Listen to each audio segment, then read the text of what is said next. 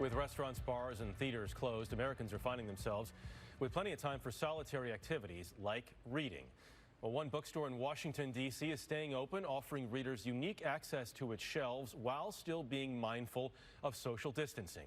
Christina Ruffini has the story. From the sidewalk outside, Capitol Hill Books looks like most of the shops on this street. Closed. So what's up the stairs? So on the second level, we have all of our fiction and poetry. But if customers make an appointment and use the mandatory gloves and hand sanitizer, they can have all 3 floors and thousands of volumes to themselves. Basically, they can own the bookstore for an hour. Something like that, yeah. We'll set up a 1-hour time block for them to come in and kind of browse the books.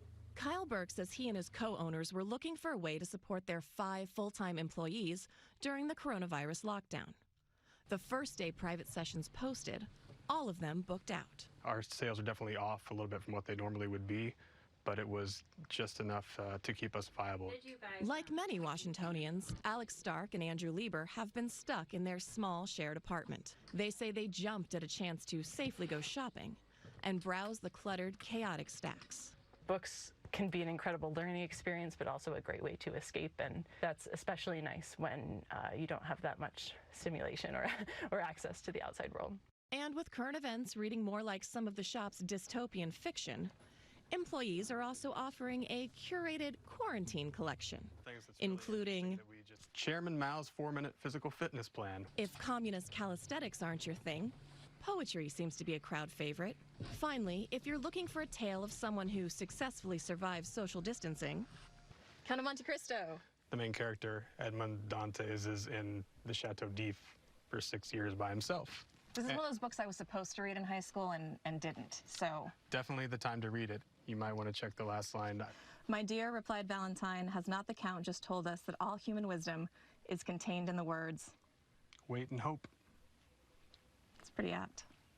At the end of their hour, Alex and Andrew made an eclectic selection and headed back home with a backpack full of distractions for whatever comes next.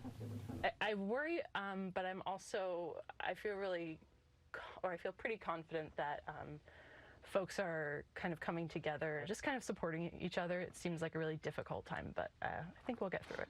With a few good books to help pass the time in isolation, all that's left to do is wait and hope.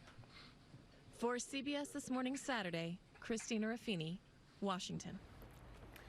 Crisis or no crisis, books are the best. Especially when you hold the physical book. Yes. Love that. Love that. I'm sorry.